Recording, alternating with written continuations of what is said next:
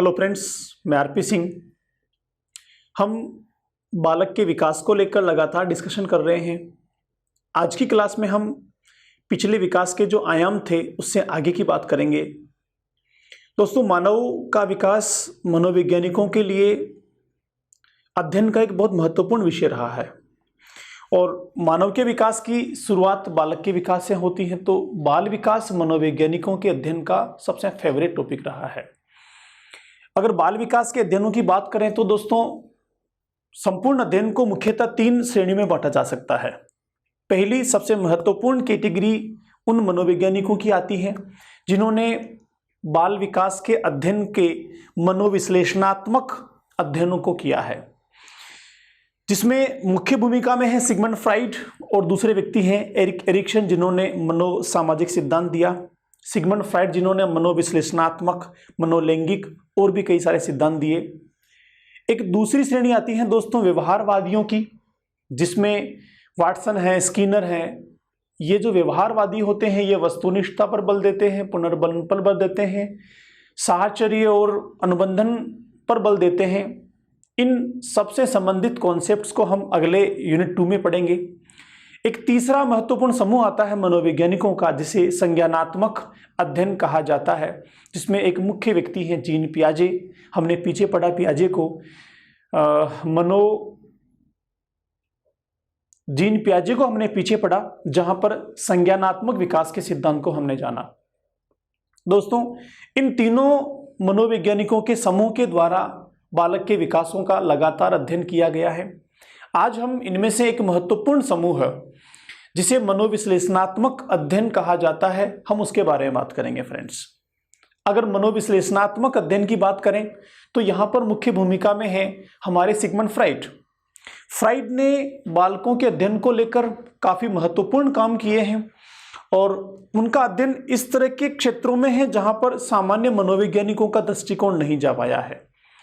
जो Sigmund Freud ने सिद्धांत दिए हैं बालक के विकास को लेकर, जो अध्ययन प्रस्तुत किए हैं दुनिया के सामने, वो आज भी बहुत महत्व वाली चीजें हैं, बहुत इंपॉर्टेंस रखती हैं बालक के विकास को लेकर। और उन सब अध्ययनों के माध्यम से बालक के साथ जो गतिविधियां की जाती हैं स्कूल्स में, परिवार में या उसके व्यक्तित्व के निर्माण में, जो चीजें महत्वपूर्ण भूमिका में होती हैं, उन सब की ओर ध्यान आकृष्ट किया है सिगमंड फ्राइड ने। तो फ्रेंड्स, बहुत महत्वपूर्ण साइकोलॉजिस्ट हैं सिगमंड फ्राइड, जिनका हमारे एग्जाम के साथ भी बहुत गहरा रिलेशन है।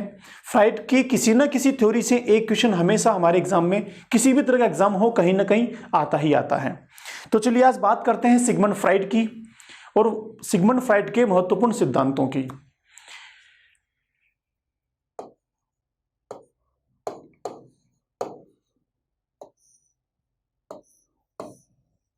दोस्तों, फ्राइड जो है, इनका पूरा नाम सिगमंड फ्राइड है।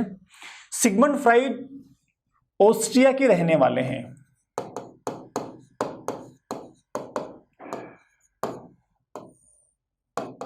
ऑस्ट्रिया की राजधानी है वियना, वहां के रहने वाले हैं और ऑस्ट्रियन साइकोलॉजिस्ट हैं। इनकी नागरिकता ऑस्ट्रेलिया की है। सिगमंड फ्राइड जो है ये न्यूरोसर्जन है, बाय पेशे से न्यूरोसर्जन है।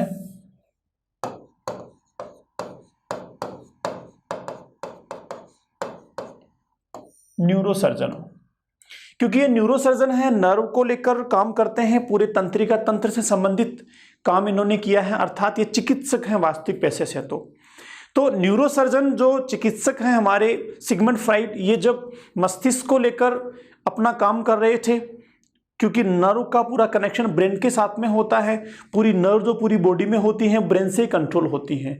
कहीं भी नर्व में कोई डैमेज हो जाता है, नर्व सिस्टम में कोई खराबी आ जाती है, तो मस्तिष्क के साथ ट्रीटमेंट किया जाता है, मस्तिष्क को देखा जाता है। तो जब ये नर्व सिस्टम संबंधी काम कर रहे थे, तब इन्होंने देखा कि जो मूर्त चीजें हैं न्यूरोलॉजी की, वो तो सामने दिखाई दे रही हैं, लेकिन जो इसमें सॉफ्टवेयर्स हैं, ऐसी चीजें जो दिखाई नहीं देती हैं, जो अमूर्त फॉर्म में होती हैं, वो क्या है, वो कैसे हैं, इन सारी जिज्ञासाओं को शांत करने के लिए कई सारी थ्योरीज सिगमंड फ्राइड ने दी हैं दोस्तों। तो सिगमंड फ्राइड का मुख्य काम किससे संबंधित हुआ? मस्तिष्क से संबंधित हुआ, क्योंकि जो न्यूरोलॉजी होती है इनका मुख्य केंद्र होता है मस्तिष्क। तो सिगमंड फ्राइड के जो सिद्धांत हैं उन सब में महत्वपूर्ण कॉन्सेप्ट मस्तिष्क, ब्रेन या माइंड से जुड़े हुए हैं। अगर हम इन कॉन्सेप्ट्स की बात करें फ्रेंड्स, तो सिगमंड फ्राइड ने कई सारे कॉन्सेप्ट दिए हैं, कई सारी थ्योरीज दी हैं। उनमें से एक मुख्य थ्योरी है मनोविश्लेषणात्मक।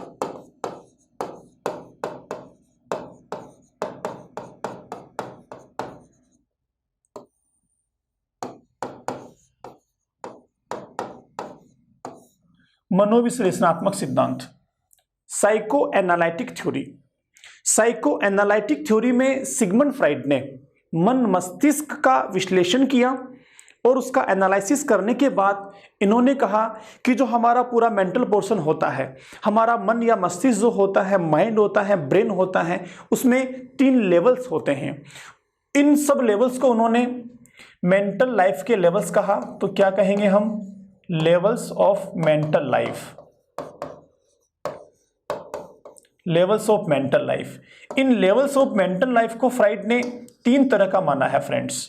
फ्राइड का कहना है कि इनमें से एक जो होता है वो हमारा चेतन मन होता है, कॉन्शियस होता है। दूसरा अचेतन होता है, अनकॉन्शियस होता है। और इन दोनों के बीच की स्थिति जिसे उन्होंने अर्धचेतन कहा है, अर्धचेतन कहा है, वह सब कॉन्शियस होता है, जो दोनों के बीच की स्थिति होती है। फ्राइड का कहना यह है कि हमारा संपूर्ण मस्तिष्क जो होता है, मन मस्तिष्क नाम का जो कंपोनेंट होता है, वो 3 लेवल से मिलकर बना है, 3 स्तरों से मिलकर बना होता है। इसके साथ फ्राइड ने एक और महत्वपूर्ण थ्योरी दी है जिसमें वो बात करते हैं व्यक्तित्व की। व्यक्तित्व की अवस्थाओं को लेकर उनका मानना है कि जो हमारी पर्सनालिटी होती है, इस पर्सनालिटी के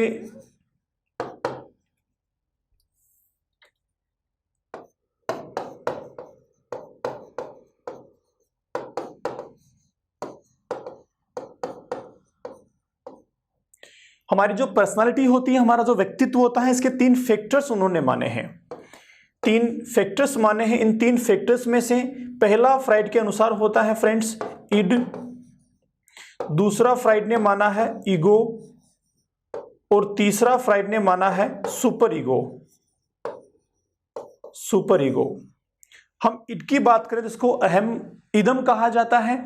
ईगो की बात करें तो यह अहम होता है, और सुपर ईगो जो है वो परम अहम होता है। इस प्रकार 3 कंपोनेंट हैं जिनसे मिलकर हमारी पर्सनालिटी बनी है, ऐसा सिगमंड फ्राइड मानते हैं।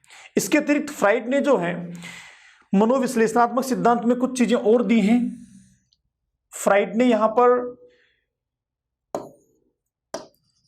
बेसिक इंस्टिंक्ट की भी बात की है। इंस्टिंक्ट की एक ड्यूअल थ्योरी दी है फ्राइड ने। ड्यूअल थ्योरी में सिगमंड फ्राइड कहते हैं कि हमारी जो मूल प्रवृत्तियां होती हैं, वो मूल प्रवृत्तियां 2 प्रकार की होती हैं। एक हमारी डेथ इंस्टिंक्ट होती हैं, एक हमारी लाइफ इंस्टिंक्ट होती हैं। तो हम बात करेंगे लाइफ इंस्टिंक्ट की, जिसको जीवन मूल प्रवृत्ति कहा जाता है।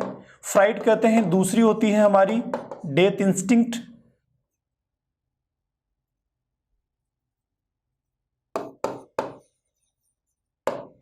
डेथ इंस्टिंक्ट जिसको मूल प्रवृत्ति कहा जाता है।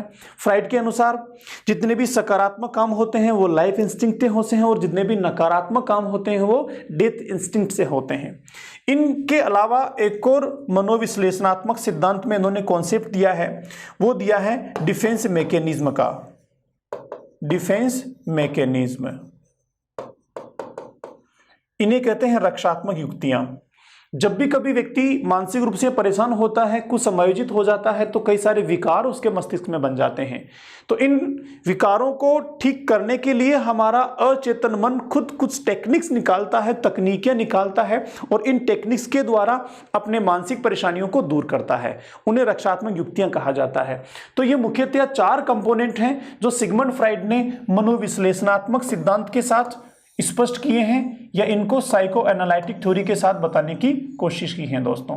इसके अतिरिक्त सिगमंड फ्राइड ने एक और चीज को महत्व दिया है व्यक्ति में, जिसे लिबिडो कहा जाता है।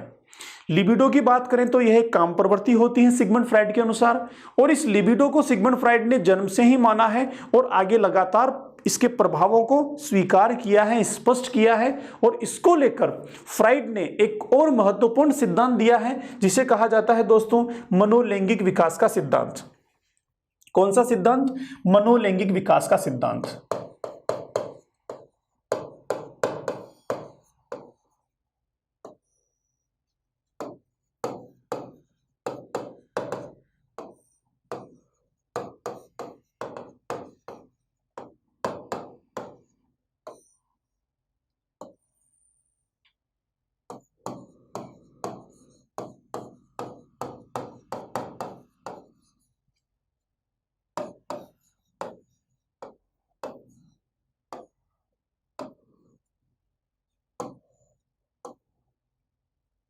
मनोलैंगिक विकास का सिद्धांत या साइकोसेक्सुअल थ्योरी। इस प्रकार सिगमंड फ्राइड जो है उन्होंने दो महत्वपूर्ण थ्योरीज दी हैं। पहली थ्योरी होगी मनोविश्लेषणात्मक सिद्धांत, साइको एनालिटिक थ्योरी। दूसरी हो गई साइकोसेक्सुअल या मनोलैंगिक विकास का सिद्धांत। दोस्तों जो पहली थ्योरी है साइको एनालिटिक मनोविश्लेषणात्मक थ्योरी, हम उसको अगली क्लास में डिस्कशन करेंगे। आज हम बात करते हैं सिगमंड फ्राइड की साइकोसेक्सुअल थ्योरी मनोलैंगिक विकास के सिद्धांत को लेकर। दोस्तों अगर हम सिगमंड फ्राइड के मनोलैंगिक विकास सिद्धांत की बात करें तो यहां पर जैसा कि मैंने रिसेंटली आपको बताया, सिगमंड फ्राइड ने एक ऐसे तत्व को हम सबके शरीर में महत्व दिया है जिसका नाम लिबिडो है। फ्राइड कहते हैं कि हम सबके शरीर में लिबिडो नामक एक तत्व होता है, और ये जो लिबिडो है इस लिबिडो को फ्राइड ने लैटिन शब्द से लिया है, लैटिन शब्द से लिया है, और वो लैटिन शब्द कौन सा है? LIBIDO, libido. इस लैटिन शब्द का शाब्दिक अर्थ होता है दोस्तों सेक्सुअल टेंडेंसी। सेक्सुअल टेंडेंसी अगर हम हिंदी में इसको कहें तो ये काम प्रवृत्ति कहलाता है, काम प्रवृत्ति। सेक्सुअल टेंडेंसी या काम प्रवृत्ति जो लिबिडो से बना है, और लिबिडो कौन सा है? लिबिडो लैटिन भाषा का शब्द है, लैटिन शब्द है जिसे सिगमंड फ्राइड ने काम प्रवृत्ति के लिए इस्तेमाल किया है। दोस्तों फ्राइड का मानना है कि लिबिडो किसी भी बालक में जन्म से ही अपना प्रभाव बनाना शुरू कर देता है और यह लगातार आगे चलता रहता है। सिगमंड फ्राइड ने लिबिडो के प्रभाव को शिशुओं पर अध्ययन किया, छोटे बालकों पर अध्ययन किया, और छोटे बालकों में कैसे लिबिडो का प्रभाव होता है इन सबको लेकर एक सिद्धांत दिया जिसका नाम आप देख रहे हैं मनोलैंगिक विकास का सिद्धांत।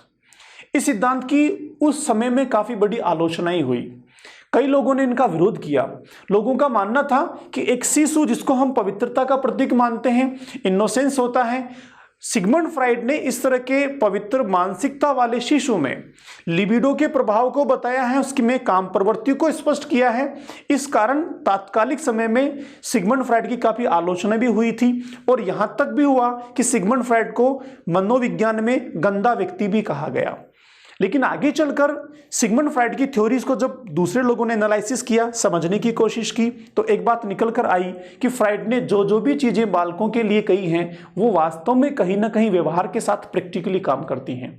तब जाके सिद्धांत को पूरी तरह से मान्यता मिली दोस्तों, और आज हमारे सिलेबस का बहुत इंपॉर्टेंट पार्ट भी है। तो सिगमंड फ्राइड ने अपने मनोलैंगिक विकास के सिद्धांत में किसको महत्व दिया? मनोलैंगिक विकास के सिद्धांत में साइकोसेक्सुअल थ्योरी में इन्होंने महत्व दिया दोस्तों लिबिडो को। लिबिडो किस भाषा का शब्द है? लिबिडो लैटिन, ग्रीक या यूनानी भाषा का शब्द है जिसका अर्थ होता है सेक्सुअल टेंडेंसी या फिर काम प्रवृत्ति। आगे चलें तो इस सिद्धांत को सिगमंड फ्राइड ने 5 अवस्थाओं के द्वारा प्रतिपादित किया है। इसमें इन्होंने 5 अवस्थाएं बताई हैं, और फ्राइड ने कहा है कि बालक जैसे जैसे बड़ा होता है उसके बड़े होने के साथ साथ उसकी आयु बढ़ती रहती है, और इस बढ़ती हुई आयु के साथ इन 5 अवस्थाओं के माध्यम से बालक में मनोलैंगिक गुणों का विकास होता है। यह गुण जो लिबिडो से जुड़े होते हैं यह उसके व्यवहार में प्रदर्शित होते हैं, उसके द्वारा की जाने वाली गतिविधियों में यह लक्षण, यह व्यवहार कहीं ना कहीं दिखाई देता है। तो चलिए आगे पढ़ते हैं कि सिगमंड फ्राइड ने कौन कौन सी 5 अवस्थाएं प्रतिपादित की हैं मनोलैंगिक विकास की।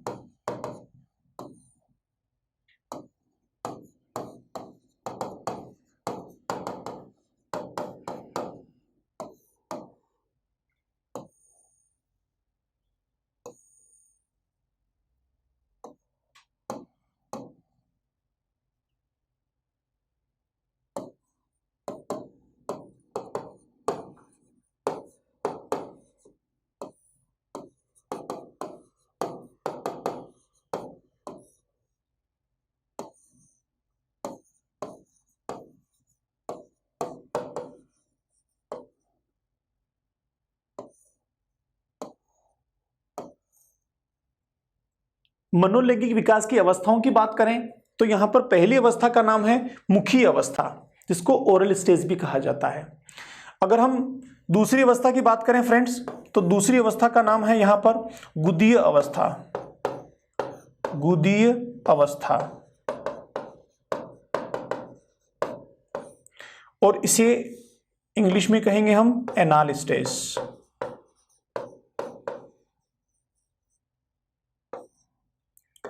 Anal stage. सिगमंड फ्राइड का कहना यह है कि जो हमारी मुखी अवस्था होती है बालक की, यह मुखी अवस्था बालक में जन्म से लेकर 18 माह तक चलती है। जन्म से 18 माह तक की जो अवस्था है, इसको सिगमंड फ्राइड ने कहा है मुखी अवस्था। सिगमंड फ्राइड का मानना है कि इस जन्म से लेकर 18 माह के काल में शिशु का जो काम प्रवृत्ति का केंद्र होता है, काम केंद्र जो होता है वह उसका मुख क्षेत्र होता है। क्या होता है? मुख क्षेत्र। इसीलिए इसको मुखी अवस्था भी कहा जाता है, ओरल स्टेज भी इसको कहा जाता है। मुख क्षेत्र का मतलब हो गया फ्राइड के अनुसार कि बालक के काम प्रवृत्ति की संतुष्टि उसको मुख के द्वारा की जाने वाली गतिविधियों के द्वारा मिलती हैं। ऐसा क्यों होता है? क्योंकि लिबिडो अभी उसके मुख क्षेत्र पर केंद्रित होता है और यहाँ पर बालक के द्वारा विभिन्न मुख संबंधी गतिविधियों को प्राथमिकता दी जाती है। बालक को ऐसा करके अच्छा लगता है, खुशी मिलती है।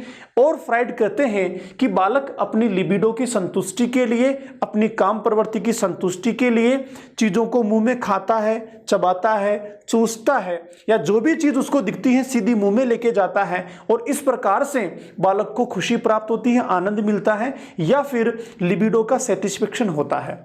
तो यहां पर मुख उसका काम प्रवृत्ति का केंद्र हो गया। यहां पर गतिविधियां कौन सी करता है बालक? वह चीजों को जो ही उसको मिलती हैं तो वह चूस कर, चबाकर, निगलकर, या कोई भी मुख संबंधी गतिविधि के द्वारा होठ,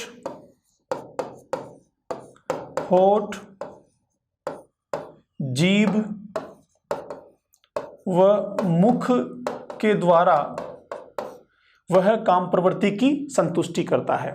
यहां पर सबसे ज्यादा गतिविधियां क्या देखी जाती हैं कि बालक को जो भी देंगे वो सीधा मुंह में ले जाता है। जैसा आप देखते हैं छोटे बच्चे को, आप थोड़ा छोड़ेंगे अंगुली मुंह में ले लेगा, अंगुली को आप पकड़ लेंगे तो पैर को मुंह में ले लेगा, जो कुछ भी उसको दिखाई देगा हर चीज को वो मुंह में लेके चूसने की कोशिश करता है, या फिर चबाता है, या फिर वो निगलने की भी कोशिश करता है, बार बार थूक को निगलता है, अंदर से अपने सलीवा को निगलता है।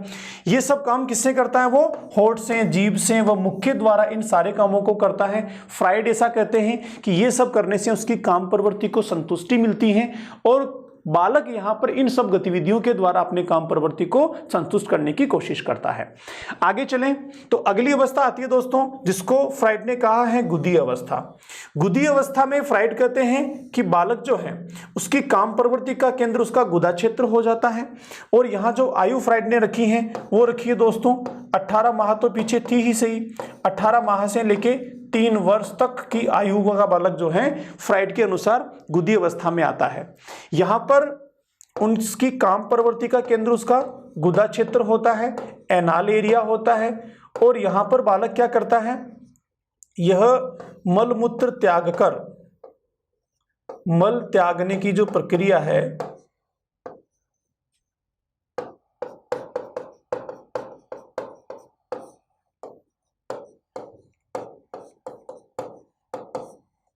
यहां पर बालक में क्या गतिविधियां देखी जाती हैं कि वह जो मलमूत्र त्याग करता है इन गतिविधियों में बहुत रुचि लेता है, काफी समय तक टॉयलेट में बैठता है और इन गतिविधियों में लंबा समय देता है। ऐसा इसीलिए करता है, फ्राइड का मानना है कि ऐसा करने से बालक की काम प्रवृत्ति को संतुष्टि मिलती है, उसको ऐसा करना अच्छा लगता है और ऐसा करके वह अपनी काम प्रवृत्ति को संतुष्ट करने की कोशिश करता है, लिबिडो को शांत करने की कोशिश करता है।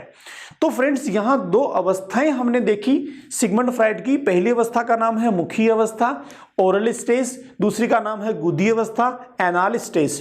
पहली अवस्था जन्म से लेकर 18 महीने तक फ्राइड ने कही है, दूसरी अवस्था 18 महीने से लेकर 3 वर्ष तक मानी है। अब देखिए यहां पर फ्राइड का कहना यह है कि जब बालक इस अवस्था में है, इस तरह से वो गतिविधियों को अंजाम दे रहा है, तब अगर उसके साथ ठीक से ट्रीट नहीं किया जाए, ठीक से उसकी देखभाल नहीं की जाए, तो इस समय जो गतिविधियां उसके द्वारा हो रही हैं ये आगे चल के उसके व्यक्तित्व में कुछ आदतों का निर्माण करती हैं। कैसे? फ्राइड कहते हैं कि जब बालक यहाँ पर है, मुखी अवस्था में है, और बालक यहाँ पर मुख के द्वारा चीजों को काट कर, चूस कर, निगल कर काम प्रवृत्ति की संतुष्टि कर रहा है, अगर यहाँ पर बालक को इन गतिविधियों में बहुत ज्यादा भाग लेने दिया जाता है या फिर उसको रोका जाता है, दोनों स्थितियों में अगर बालक मुख्य गतिविधियां बहुत ज्यादा कर रहा है, मुख्य क्रिया बहुत ज्यादा कर रहा है, तो भी फ्राइड कहते हैं ये नेगेटिव है, ठीक नहीं है, और उसको बार बार रोका जा रहा है, नहीं कर पा रहा है, संतुष्टि नहीं हो पा रही है, तो भी फ्राइड कहते हैं ये भी नेगेटिव है। और ऐसा करने से आगे चल के जब यही बालक किशोर में कन्वर्ट होगा, वयस्क बनेगा, तो कुछ गलत प्रवृत्तियां इसमें बन सकती हैं। जैसे यह बड़ा होकर नाखून काट सकता है, विध्वंसात्मक गतिविधियां कर सकता है, हाथ से जो काम होते हैं उन सब में यह नेगेटिव भूमिका निभा सकता है। इस तरह की गलत चीजें किशोर में आगे चल के बन सकती हैं। कब? जब बालक की मुखीय अवस्था में मुखीय क्रियाओं को बहुत ज्यादा करने दिया जाए या फिर उनको करने से रोका जाए, दोनों ही स्थितियों में यह नकारात्मक प्रभाव बनने का रिस्क रहता है। ऐसे ही दूसरी अवस्था जो गुदी अवस्था है, एनाल स्टेज है, यहां पर फ्राइड क्या कहते हैं कि बालक को अगर त्यागने संबंधी गतिविधियों में बहुत ज्यादा समय दिया जाए, यहां पर उसको पूरी तरह से खुली छूट दी जाए, तो भी उसमें नेगेटिव प्रवृत्तियां बनेगी, और उसको बहुत ज्यादा ध्यान दिया जाए, बहुत ज्यादा रोका जाए, बिल्कुल भी उसमें समय नहीं देने दिया जाए, तो भी उसमें नेगेटिव गतिविधियां बन सकती हैं, नेगेटिव आचरण बन सकते हैं आगे चल के। फ्राइड का कहना यह है कि जब यही किशोर और वयस्क बनेगा और यहां पर गुदी अवस्था में ठीक से उसकी देखभाल नहीं हो पाई, तो हो सकता है ये आगे चल के गंदा रहने जैसी प्रवृत्तियां इसमें बने, अस्वच्छ रहने जैसी प्रवृत्तियां इसमें बने, या फिर अस्त व्यस्त जैसी प्रवृत्तियां इसमें बन जाए। तो ये चीजें आपको ध्यान रखने की होती हैं कि जब बहुत छोटा बालक होता है तो सिगमंड फ्राइड के अनुसार काम प्रवृत्तियों की संतुष्टि के लिए इन गतिविधियों में वह लिप्त रहता है, इनको अधिक समय देता है। तो इनको समय देना चाहिए, लेकिन बहुत ज्यादा भी नहीं हो और बहुत ज्यादा रोकने की कोशिश भी नहीं की जाए। आगे चलते हैं हम लैंगिक विकास की तीसरी अवस्था की ओर। दोस्तों, इस तीसरी अवस्था का नाम है फ्राइड के अनुसार लैंगिक अवस्था।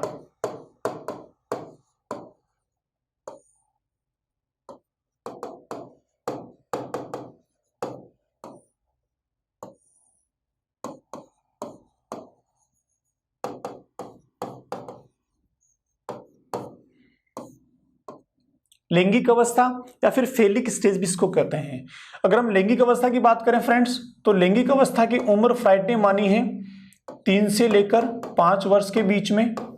3 से लेकर 5 वर्ष का जो बालक होता है, फ्राइड के अनुसार वह लैंगिक विकास की दूसरी अवस्था में होता है। इसको उन्होंने नाम दिया है लैंगिक विकास की अवस्था। यहां पर 3 से लेकर 5 वर्ष के काल में जो बालक होता है, उसका काम प्रवृत्ति का केंद्र उसके लैंगिक अंग होते हैं। केंद्र कहां होते हैं? उसके केंद्र जो होते हैं वो लैंगिक अंग होते हैं। लैंगिक अंग होते हैं। फ्राइड का मानना है कि वह अपने लैंगिक अंगों को छूकर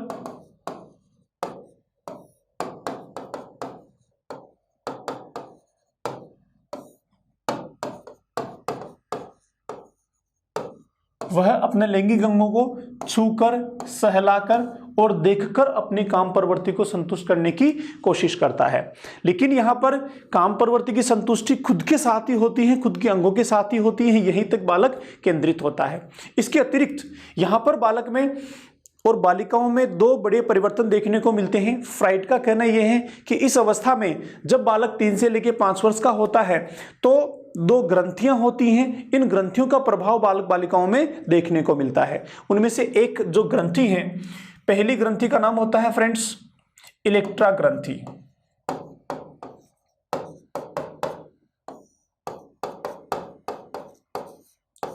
इलेक्ट्रा ग्रंथि।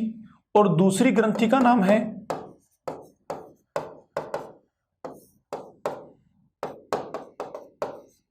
ओडिपस ग्रंथि।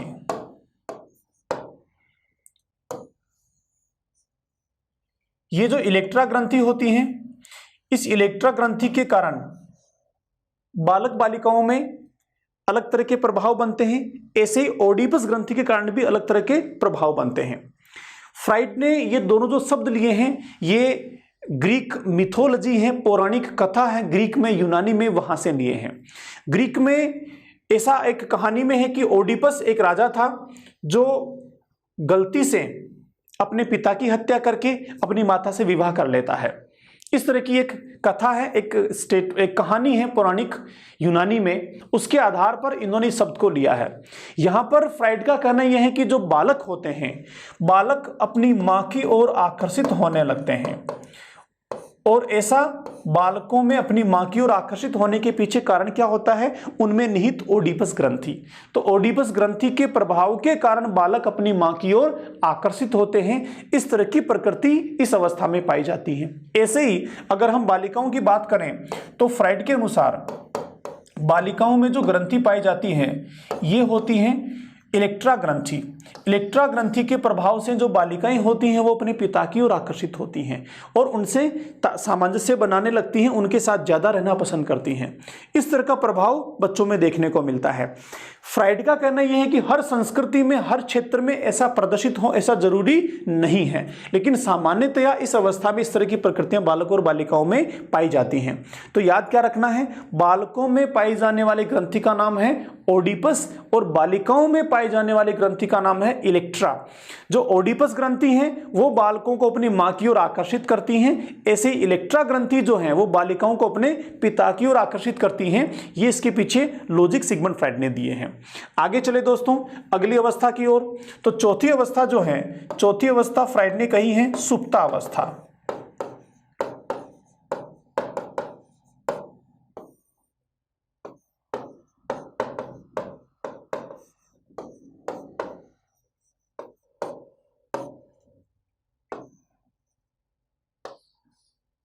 चौथी अवस्था है सुप्तावस्था, लेटेंसी स्टेज। अगर हम लेटेंसी स्टेज की बात करें दोस्तों तो फ्राइड के अनुसार यह शुरू होती है 5 वर्ष से और 5 से लेके 12 वर्ष तक यह अवस्था चलती है फ्राइड के अनुसार। इस अवस्था में फ्राइड कहते हैं कि बालक जो है वो बाल्यावस्था में आ गया है। 5 से लेके 12 वर्ष बाल्यावस्था है और बाल्यावस्था में क्या होता है, संवेग मंद होते हैं, शारीरिक बदलाव और शारीरिक बदलाव के अलावा जो लैंगिक बदलाव हैं वो भी तुलनात्मक शेषावस्था के थोड़े से मंद हो जाते हैं, धीमे हो जाते हैं, जिसके चलते बालक में लिबिडो का प्रभाव भी तुलनात्मक यहां पर कम हो जाता है या फिर लगभग अदृश्य सा हो जाता है। कैसा हो जाता है, लिबिडो का प्रभाव लगभग अदृश्य हो जाता है, कहीं भी दिखाई नहीं देता है। और यहां पर काम प्रवृत्ति के जो केंद्र होता है वह केंद्र कोई किसी अंग पे नहीं होता, बालक के किसी भी अंग के द्वारा काम प्रवृत्ति प्रदर्शित नहीं होती। और यहां पर बालक क्योंकि यहां लिबिडो का प्रभाव कम है तो अन्य गतिविधियों में व्यस्त रहता है, वह समूह के साथ दोस्ती करना शुरू करता है, नई चीजें सीखना शुरू करता है, स्कूल जाना शुरू करता है। तो विभिन्न गतिविधियों में यहां पर बालक व्यस्त रहता है। किसमें व्यस्त रहता है, विभिन्न गतिविधियों में व्यस्त रहता है।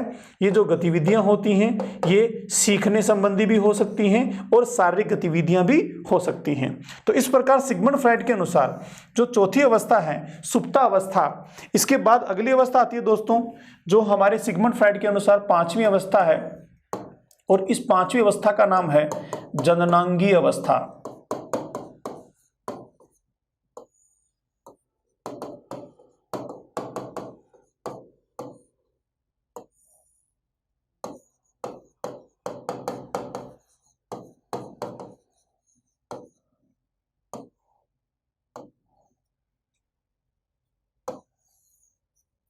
पांचवी अवस्था है जननांगी अवस्था। जननांगी अवस्था की बात करें फ्रेंड्स तो जननांगी अवस्था जेनिटल स्टेज जो है इसकी उम्र होती है 12 वर्ष से अधिक। 12 वर्ष से अधिक, 12 वर्ष से अधिक को पीछे हमने पढ़ा था। यह जो आयु होती है यह वयसंधि अवस्था होती है। यहाँ पर काफी सारे लैंगिक अंगों का विकास हो चुका होता है, काफी हद तक शारीरिक अंगों का विकास हो चुका होता है। बालक का जो व्यवहार होता है वो भाव प्रधान होता है, भावावेश में रहता है। इसके चलते लैंगिक विकास के चलते, शारीरिक परिवर्तनों के चलते, संवेगों के पुनः प्रदर्शित होने के चलते बालक में लिबिडो जो है वो पुनः प्रकट होने लगता है। क्या होने लगता है, लिबिडो पुनः प्रकट होने लगता है। पुनः प्रकट होने का मतलब क्या हो गया, इससे जो पीछे की अवस्था हमने देखी थी वहां पर लगभग अदृश्य सा था, सुप्तावस्था में था, तो लिबिडो प्रदर्शित नहीं होता, लेकिन अब पुनः प्रकट हो रहा है। किस तरह से प्रकट हो रहा है, जैसे शेषावस्था में था उस तरीके से वापस से प्रकट हो रहा है, लेकिन अब इसका स्वरूप बदल रहा है। क्या बदल रहा है, लिबिडो का स्वरूप बदल रहा है। इससे पहले लिबिडो का जो प्रभाव था, काम केंद्र थे, गतिविधियां थी, वो स्वयं के साथ थी, लेकिन अब क्योंकि हमने पीछे पढ़ा था, इस अवस्था में आकर क्या होता है, बालक या बालिकाएं विपरीत लिंगी के प्रति आकर्षित होने लगती हैं, ऐसा उनमें सेक्सुअल चेंजेस के कारण होता है। तो अब यहाँ जो लिबिडो है वो विपरीत लिंगी के प्रति केंद्रित होने लगता है और विपरीत लिंगी के प्रति उनका आकर्षण बनने लगता है। तो यहाँ पर लिबिडो जो है किसके प्रति होता है, विपरीत लिंगी के प्रति होता है, विपरीत लिंगी के प्रति आकर्षण बनता है, जिसके चलते वह उनसे लिबिडो की संतुष्टि की कामना रखते हैं। इसके अलावा यहाँ जो बालक होते हैं उन बालकों में पुरुषोचित गुण विकसित हो जाते हैं। कौन से गुण, पुरुषोचित गुण या पुरुषोचित लक्षण बालकों में बन जाते हैं। ऐसे ही जो बालिकाएं होती हैं, किशोरियां होती हैं, यहाँ बालिकाओं में स्त्रियोचित गुण बन जाते हैं। स्त्रियोचित गुणों का विकास हो जाता है। पुरुषोचित का मतलब हो गया ऐसे गुण जो पुरुषों के लिए उचित होते हैं, शारीरिक रूप से सारे के सारे बदलाव पुरुषों के जैसे हो जाते हैं किशोरों में, और किशोरियों में स्त्रियोचित हो जाते हैं। और यहाँ ये जननांगों का प्राकृतिक रूप से इस्तेमाल करना शुरू करते हैं और संतानोत्पत्ति की ओर आगे बढ़ते हैं। इस प्रकार फ्राइड ने कहा कि इन 5 लैंगिक अवस्थाओं के द्वारा किसी भी बालक में लैंगिक विकास होता है और बालक इन 5 अवस्थाओं के साथ आगे बढ़ते हुए अपने लैंगिक विकास को प्राप्त करता है। अब देखिए दोस्तों, यहां ध्यान रखने की बात क्या है, समझने की बात क्या है। पहली चीज तो जो कंटेंट यहां पर दिया है वो आपको ध्यान रखना है। दूसरा अंडरस्टैंडिंग वाला टॉपिक ये है कि जैसे जैसे बालक बड़ा हो रहा है उसके लिबिडो का प्रभाव बदल रहा है। लिबिडो शुरुआत में उसके खुद के साथ केंद्रित है, लेकिन थोड़ा आगे बड़ा होने के बाद विपरीत लिंगी की तरफ केंद्रित हो जाता है। लिबिडो का जो प्रभाव होता है वो शरीर में उत्तेजना बनाता है, उसमें एक्टिवनेस लाता है और कहीं ना कहीं विशेष गतिविधियों की ओर उसको केंद्रित करता है। फ्राइड ने लिबिडो को एक सकारात्मक ऊर्जा दिया है, ऊर्जा का नाम दिया है। यह सकारात्मक ऊर्जा व्यक्ति को या फिर बालक को आनंद वाले कार्य करने के लिए प्रेरित करती है, सुखकारी कार्यों को करने के लिए प्रेरित करती हैं। हमने देखा पिछली 5 अवस्थाओं में क्या कि बालक लिबिडो के प्रभाव से ऐसी गतिविधियां कर रहा है जो उसको अच्छी लगती हैं, जिससे उसको अच्छा लगता है, आनंद प्राप्त होता है। अब इस आनंद की प्राप्ति के लिए समाज में स्वीकृति है या नहीं है, समाज क्या सोचता है क्या नहीं सोचता, ये एक अलग विषय है। लेकिन क्योंकि बालक के शारीरिक परिवर्तनों के साथ ये चीज जुड़ी हुई है, इसलिए वह सुख प्राप्ति के लिए लिबिडो के कारण विभिन्न गतिविधियों को अंजाम देता है। तो फ्रेंड्स, ये हमने जाना सिगमंड फ्राइड का मनोलैंगिक विकास का सिद्धांत, जिसमें 5 अलग अलग अवस्थाओं के साथ कैसे एक बालक विकसित होता है, वो सारी बात हमने समझने की कोशिश की।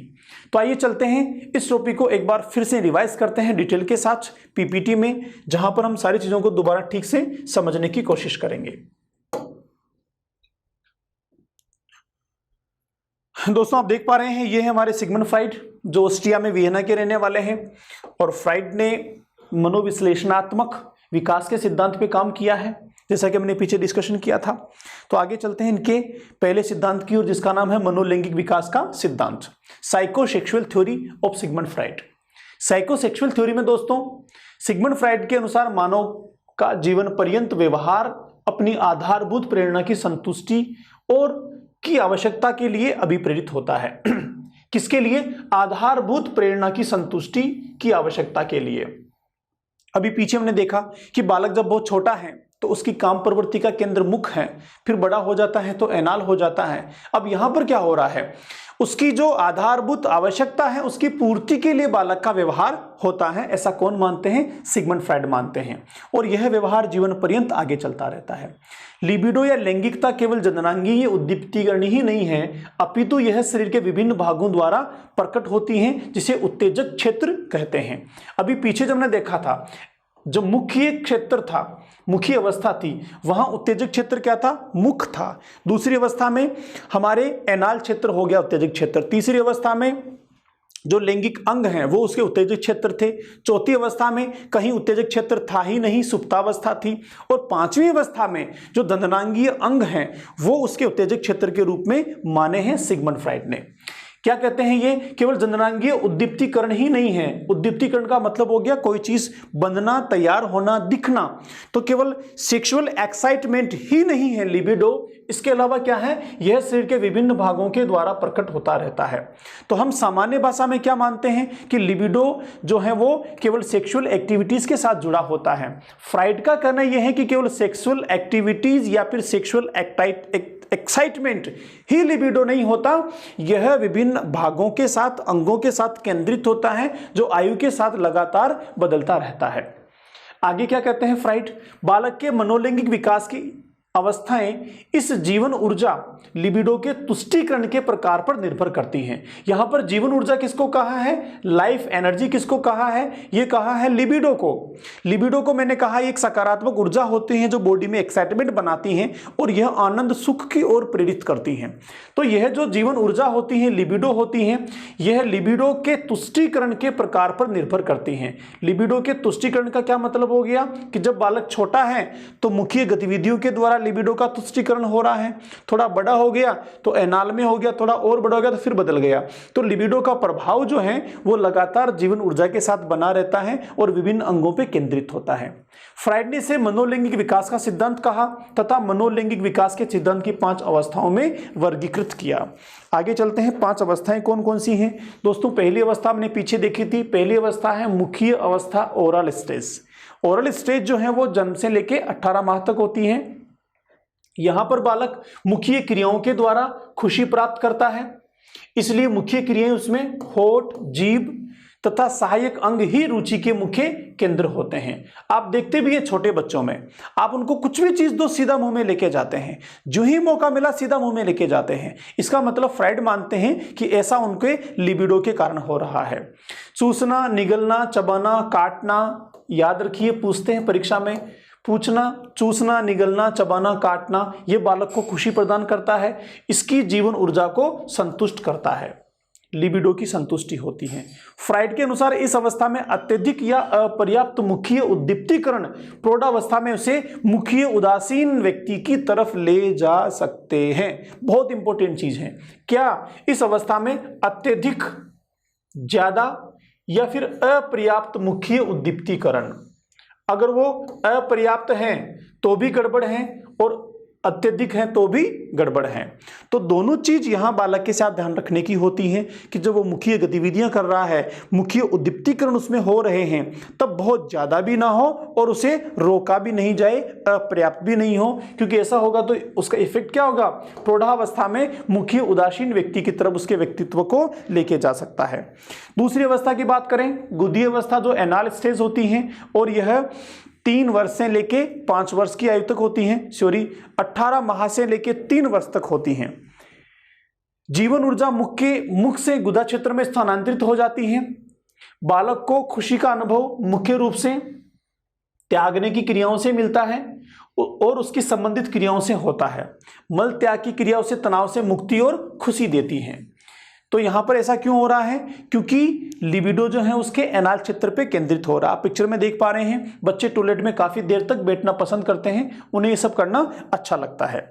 आगे चलें, तीसरी अवस्था की ओर, जिसे कहा जाता है उत्तर लैंगिक अवस्था दोस्तों, फेलिक स्टेज। यह 3 वर्ष से लेके 5 वर्ष के बीच में होती है। इस अवस्था में बालक का संतुष्टिकरण जननांगों पर केंद्रित होता है, स्वयं के जननांगों पर केंद्रित होता है। लैंगिक क्षेत्र का उद्दीप्तीकरण तनाव पैदा करने और तनाव मुक्त होने के केंद्र होते हैं। अब यहां ध्यान रखने की बात है, लैंगिक जो क्षेत्र है उसका जहां पर लिबिडो इस समय केंद्रित होता है, अगर उनके साथ गतिविधि करने से उसको रोका जाता है तो तनाव की स्थिति बन सकती है और वह उन सबको कर पाता है तो उसको संतुष्टि मिलती है, उसको आनंद मिलता है। बालक अपने पिता और बालिका अपनी माता से तादात्म्यकरण कर लेते हैं। यह बालकों में बालिकाओं की अपेक्षा अधिक देखने को मिलता है। मैंने आपको पीछे बताया 2 ग्रंथियों को इसके लिए फ्राइड ने जिम्मेदार माना है, ओडिपस ग्रंथि और दूसरी इलेक्ट्रा ग्रंथि।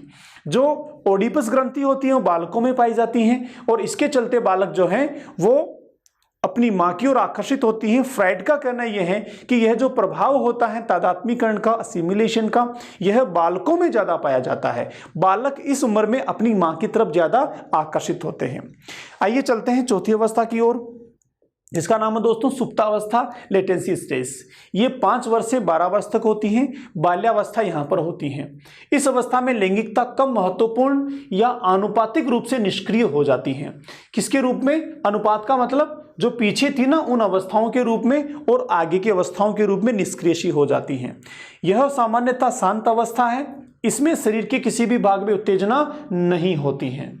जीवन ऊर्जा अलैंगिक क्रियाओं के रूप में क्रियान्वित हो जाती हैं। देखो यहां पर फिर से एक बहुत इंपॉर्टेंट चीज आ रही है, क्या कि लिबिडो का प्रभाव किसी भी रूप में दिखाई दे सकता है, केवल वो सेक्सुअल पार्ट्स के साथ एक्साइटमेंट से ही जुड़ा नहीं होता। इस अवस्था में, सुप्तावस्था में या अदृश्य अवस्था में, बालक के जो लिबिडो होता है वो अब विभिन्न अन्य गतिविधियों की ओर केंद्रित हो जाता है। उसके द्वारा सीखने संबंधी शारीरिक गतिविधियां जो अन्य काम कर रहा है उसके द्वारा उसको संतुष्टि मिलनी शुरू होती है, उसमें उनको आनंद आना शुरू हो जाता है। जैसे खेल और साथियों से संबंध के रूप में क्रियान्विति होती है। यहाँ पर समूह बनाते हैं, पीयर के साथ उसका रिलेशन होता है। एज ऑफ गेम्स भी ये होती हैं। तो यहाँ पर लिबिडो का प्रभाव किस में कन्वर्ट हो गया है? लिबिडो का प्रभाव दोस्तों के साथ खेलने में, गेम्स में, अन्य सीखने संबंधी गतिविधियों में या अन्य शारीरिक गतिविधियों में केंद्रित हो गया है, और ऐसा करने से बालक को खुशी मिलती है, उसको अच्छा लगता है। इस काल में बालक संज्ञानात्मक कौशलों अर्थात सीखने संबंधी जो स्किल्स हैं और सांस्कृतिक मूल्यों, कल्चरल वैल्यूज जो है, उनको ग्रहण करता हुआ अपना क्षेत्र विस्तृत करता है। हमने पीछे पढ़ा था, बालक पहले आत्मकेंद्री होता है, अपने तक सीमित होता है। जब वो इस अवस्था में आता है तो दोस्तों के साथ सामाजिकरण की ओर आगे बढ़ता है, तो अपना क्षेत्र उसका विकसित होता है। किस किस एरियाज में हो रहा है उसका क्षेत्र? सीखने में हो रहा है, सांस्कृतिक मूल्यों में हो रहा है, दोस्तों के बंधने में हो रहा है, और विद्यालय गतिविधियों में भी वो आगे जा रहा है। इस प्रकार चौथी अवस्था पूरी होती है, और फ्राइड के मनोलैंगिक विकास की 5वीं अवस्था आती है दोस्तों, जिसका नाम है जननांगीय अवस्था, जेनिटल स्टेज। और यह 12 वर्ष से अधिक आगे पूरी उम्र सिगमंड फ्राइड ने इसी अवस्था को स्थायी माना है, क्योंकि यहां पर आने के बाद बालक में, या फिर यूं कहें किशोरों में, जो लैंगिक क्षेत्र होता है वह लैंगिक क्षेत्र या फिर लिबिडो का जो क्षेत्र होता है, संतुष्टिकरण का जो क्षेत्र होता है, वह लैंगिक अंगों पर ही केंद्रित हो जाता है। फिर आगे की उम्र में उसमें बदलाव नहीं आते हैं। इसीलिए 12 वर्ष से आगे उसने कोई अवस्था नहीं दी है दोस्तों। यह किशोरावस्था काल है जिसमें लैंगिक ऊर्जा पूरे बल के साथ दोबारा प्रकट होती है, पुनः प्रकट होती है। किस तरह से? जैसे शेषावस्था में थी उस तरीके से, और बीच में क्योंकि शांत हो गई इसलिए दोबारा प्रकट कहा है। ऐसा बालक के शरीर में कायिक परिवर्तनों के फलस्वरूप होता है। कार्यिक परिवर्तनों का मतलब हो गया फंक्शनल चेंजेस, जिसमें क्या क्या शामिल हैं? शरीर में होने वाले बदलाव, लैंगिक अंगों में आने वाली परिपक्वता, हार्मोन्स जो इससे संबंधित होते हैं वो हार्मोन्स स्रावित होना शुरू हो जाना, उसके अलावा संवेगों में भी बदलाव आना, संवेग मजबूत हो जाना। जैसे हमने पीछे पढ़े थे मैकडूगल के संवेग, तो वहां हमने देखा था कामुकता जो लस्ट होता है, ये एक संवेग होता है जो मूल प्रवृत्ति से प्रभावित होता है, सेक्स मूल प्रवृत्ति से। तो ये भी यहां पर पर्याप्त मात्रा में बनने लगता है, इसलिए इस तरह के बदलाव किशोरों में दिखाई देते हैं। इस अवस्था में यह जीवन ऊर्जा पूर्व की भांति संतुष्टिकरण चाहती है। लेकिन अब देखिए यहां पर हो क्या रहा है, पर यह विपरीत लिंगी व्यक्ति की ओर निर्देशित हो जाती है। संतुष्टि पहले भी हो रही थी, लेकिन वहां संतुष्टि का तरीका दूसरा था। बालक खुद के साथी गतिविधियों के द्वारा लिबिडो को सेटिस्फाई कर रहा था, लेकिन अब यह चेंजेस हो जाती हैं और विपरीत लैंगिक की तरफ निर्देशित हो जाती हैं। अब लिबिडो का जो सेटिस्फेक्शन होता है वो विपरीत लिंगी के साथ गतिविधियों से पूरा किया जाता है, और यहाँ पर आने के बाद संतानोत्पत्ति जैसी गतिविधियां शुरू हो जाती हैं, या फिर किशोरों में कई तरह के जो विकृतियां बनती हैं वो भी यहाँ पर किशोरों में देखी जाती हैं दोस्तों, लैंगिक संबंधी या फिर सेक्सुअल एक्टिविटी संबंधी। इस प्रकार सिगमंड फ्राइड ने 5 अवस्थाओं के साथ बालकों के लैंगिक विकास को समझाने की कोशिश की। आगे चलते हैं, कुछ और चीजें हैं जिनको हमने बीच में थोड़ा सा स्वेप किया था, उनको एक बार फिर से समझते हैं। फ्राइड ने 2 ग्रंथियों की बात की है, 2 कॉम्प्लेक्सेस की बात की थी, एक बार फिर से देखते हैं। पहला कॉम्प्लेक्स है हमारा इलेक्ट्रा कॉम्प्लेक्स, इलेक्ट्रा मनोग्रंथि और दूसरा है ओडिपस मनोग्रंथि, ओडिपस कॉम्प्लेक्स। जैसा कि मैंने पीछे बताया, फ्राइड के अनुसार बालिकाओं में इलेक्ट्रा ग्रंथि पाई जाती हैं जिसके प्रभाव से वो अपने पिता की ओर आकर्षित होती हैं तथा अपने पिता से अधिक प्रेम और लगाव बालिकाओं में बन जाता है। ऐसे ही ओडिपस जो मनोग्रंथि होती हैं, ओडिपस कॉम्प्लेक्स जो होता है, ये बॉयज में पाया जाता है और बालकों में पाई जाने वाली इस ग्रंथि के प्रभाव से वो अपनी माता की ओर आकर्षित होने लगते हैं, उससे अधिक अटैचमेंट उनका होता है। अगर आपसे पूछा जाए कि दोनों ही कॉम्प्लेक्सेस में से ज्यादा प्रभाव किसका होता है कंपैरेटिवली, तो ओडिपस का प्रभाव ज्यादा होता है। बालकों में यह प्रवृत्ति बालिकाओं की तुलना में ज्यादा दिखाई देती है, ज्यादा देखने को मिलती है। यहां से भी लगातार कई बार क्वेश्चन पूछे जाते हैं। आप इमेजेस भी देख पा रहे हैं, यहां पर जो बालिका होती है इस उम्र की वो पिता के साथ अटैच होती हैं और जो बालक होते हैं वो मां के साथ अटैच होते हैं। कुछ और चीजें हैं जो सिगमंड फ्राइड ने दी हैं, एक बार देखते हैं। फ्राइड ने 5 लैंगिक अवस्थाओं के साथ साथ कुछ कॉन्सेप्ट्स और दिए हैं। उनमें से एक कॉन्सेप्ट है नार्सिसिज्म या फिर स्वमोह। दोस्तों, फ्राइड कहते हैं कि सेसवावस्था जब होती है तो सेसवावस्था में जो सेसव होता है वो अपने ही रूप पर मोहित हो जाता है, अपने आप से बहुत लव करता है, अपने आप से बहुत प्रेम करता है और इस तरह की गतिविधियां उसके व्यवहार में भी दिखाई देती हैं। अच्छा, ऐसा होता क्यों है? हम लिंक जोड़ के देखते हैं। आप याद करो, पीछे जब हम बाल विकास को पढ़ रहे थे तो मैंने कहा था कि जो शुरुआती अवस्थाएं होती हैं वो आत्म केंद्रीय होती हैं। बालक खुद के साथ ही सेंटर्ड होता है, अपने ही बारे में सोचता है, वो अपने सुख से ही उसका लेना देना है, बाकी चीजों के बारे में वह विचार नहीं करता, नहीं सोचता, कोई लेना देना उसका नहीं होता है। तो यह भी प्रवृत्ति जो है स्वमोह की, उसी कॉन्सेप्ट को, उसी विचारों को या उसी व्यवहार को सिगमंड फ्राइड ने अपने हिसाब से स्पष्ट किया और उसको नाम दिया है नार्सिसिज्म या फिर स्वमोह। यहां पर जो सेसव होता है वो अपने ही रूप पर मोहित होता है और अपने से लव करता है, अपने खिलौने किसी को हाथ नहीं लगाने देता, अपने कपड़े किसी को हाथ नहीं लगाने देता, खुद के साथ फिजिकल गतिविधि कोई भी उसको छेड़ता है, टच करता है तो उसको वो पसंद नहीं करता। ऐसा क्यों करता है? क्योंकि वह अपने ही रूप पर मोहित होता है और अपने आप से लव करता है। थोड़ा सा अगर बड़ा है सेसव तो वो बहुत ज्यादा कांच में देखेगा, अपने आप को निहारने की कोशिश करेगा, तो यह प्रवृत्ति बहुत ज्यादा अपने आप के प्रति सेंटर्ड होती है। जब यही किशोर हो जाता है आगे चल के तो नार्सिसिज्म वहां भी प्रदर्शित होता है, वहां भी दिखाई देता है पूर्व किशोरावस्था में। और किशोरावस्था में भी बालक और बालिकाएं, किशोर और किशोरियां खुद के ही रूप पर बहुत मोहित होते हैं, अपने आप को बहुत इंपॉर्टेंस देते हैं। लेकिन सिगमंड फ्राइड ने यहां पर सेसों के साथ ज्यादा महत्व दिया है। और अगर आपसे पूछा जाए कि सबसे ज्यादा स्वमोह की प्रवृत्ति किसमें पाई जाती है तो आपका आंसर होगा सेसों में पाई जाती हैं। अगर ऑप्शंस में सेसव ना हो तो फिर आपका आंसर होगा किशोर या फिर पूर्व किशोर। लेकिन अगर ऑप्शन में सेसव है तो आपका आंसर सेसव होना चाहिए, किशोर नहीं होना चाहिए। किसने दिया ये कंपोनेंट? सिगमंड फ्राइड ने। फ्राइड के अनुसार शेषावस्था में बच्चे अपने ही रूप पर मोहित हो जाते हैं एवं स्वयं से प्रेम करने लगते हैं। इस आत्म प्रेम की भावना को सिगमंड फ्राइड ने नार्सिसिज्म कहा है। पूछा गया है एग्जाम में कई बार, नार्सिसिज्म क्या होता है, किस आयु में होता है, किसने दिया है यह कंपोनेंट, नार्सिसिज्म से संबंधित कौन सा कथन है जो सर्वाधिक इसको सपोर्ट करता है। ऐसे कई क्वेश्चन यहां से बने हैं दोस्तों। और यह स्वमोह की जो प्रवृत्ति होती है सर्वाधिक शेषावस्था में पाई जाती हैं, इन्फेंस में देखने को मिलती हैं। आप कुछ पिक्चर्स भी देख पा रहे हैं जहां पर शिशु जो है वो अपने ही साथ बहुत ज़्यादा कनेक्ट हो रहा है और अपने आप से मोह करने की या फिर लव करने जैसी सिचुएशन आपको दिखाई दे रही है।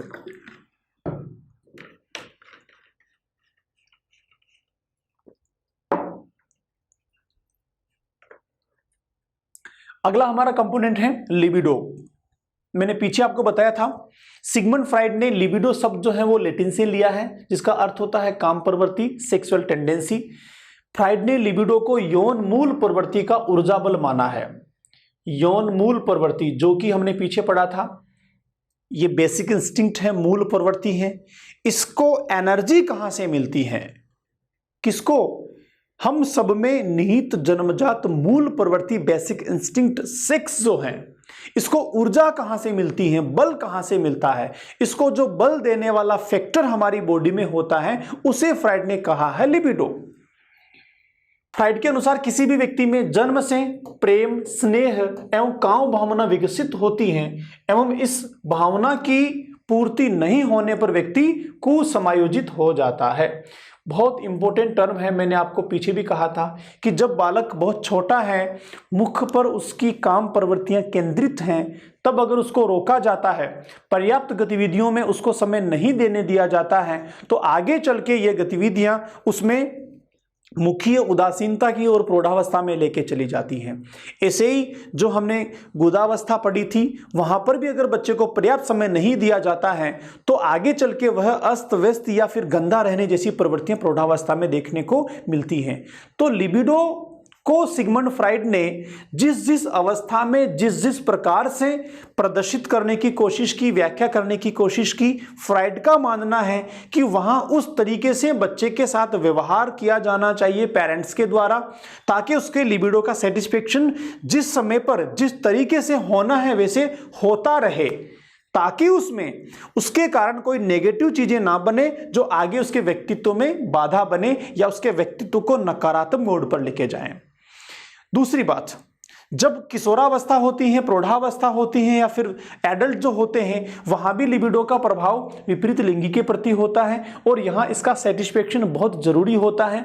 जैसे हमें भूख लगती है और भूख लगने पर भोजन चाहिए, भोजन मिलता है, तो फिर जो भूख संबंधी हमारे अंदर उद्दीपन बना है, यह उद्दीपन समाप्त होगा, सेटिस्फेक्शन होगा और हमें एनर्जी मिलेगी। ऐसे ही लिबिडो का प्रभाव जो होता है उत्तेजना के रूप में, एक्साइटमेंट के रूप में, उसको संतुष्टि मिलना जरूरी है। अगर ऐसा नहीं हो पाता है तो कुसमायोजन की ओर मानव मस्तिष्क चला जाता है, नेगेटिव बिहेवियर की ओर चला जाता है।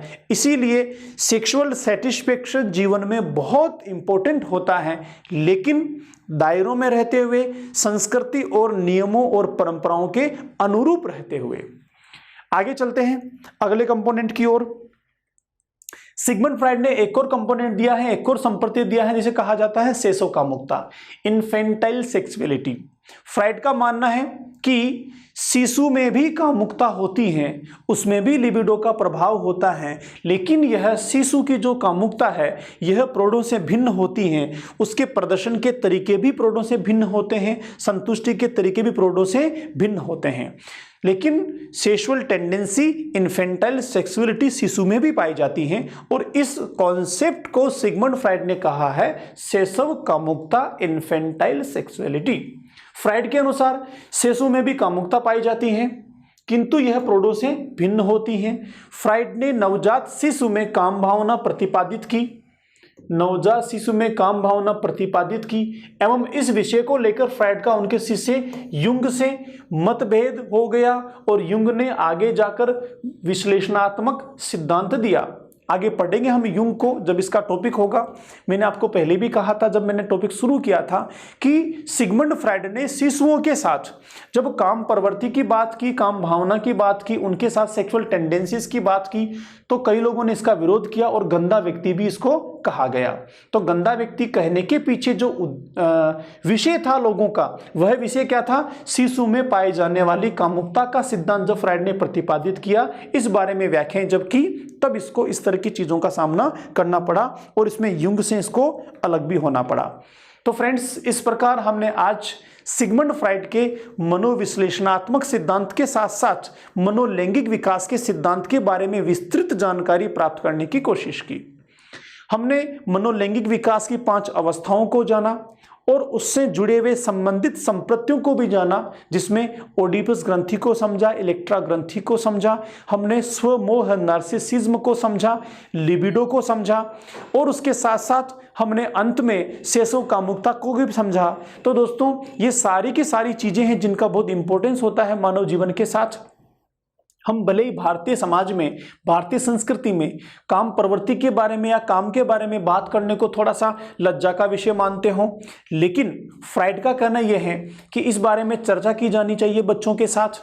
विशेषकर किशोर जो होते हैं, किशोरों के साथ इस बारे में खुलकर चर्चा की जानी चाहिए ताकि उनके अंदर किसी भी तरह की नेगेटिव व्यवहार ना बने, गलत तरीके से वो सेक्सुअल सेटिस्फेक्शन की ओर आकर्षित ना हो। ऐसा कब हो पाएगा? जब शिक्षक के रूप में हम मनोलैंगिक विकास को ठीक से समझ पाएंगे, हम यह जान पाएंगे कि जिस कक्षा का बालक हमारे सामने है सिगमंड फ्राइड के मनोलैंगिक विकास के हिसाब से कौन सी अवस्था से संबंध रखता है और यहाँ बालक का सेक्सुअल टेंडेंसीज का व्यवहार किस तरह का होगा और यहाँ पर किस और उस व्यवहार को लेके जाना है ताकि बालक में इससे संबंधित कोई नेगेटिव चीजें व्यवहार में आगे चल के ना बने। तो फ्रेंड्स, आज का सेशन आपको बहुत अच्छे से समझ में आया होगा। मिलते हैं सिगमंड फ्राइड के ही अगले सिद्धांत में, जहां हम बात करेंगे साइको एनालिटिक थ्योरी की, मनोविश्लेषणात्मक सिद्धांत की। तब तक के लिए नमस्कार।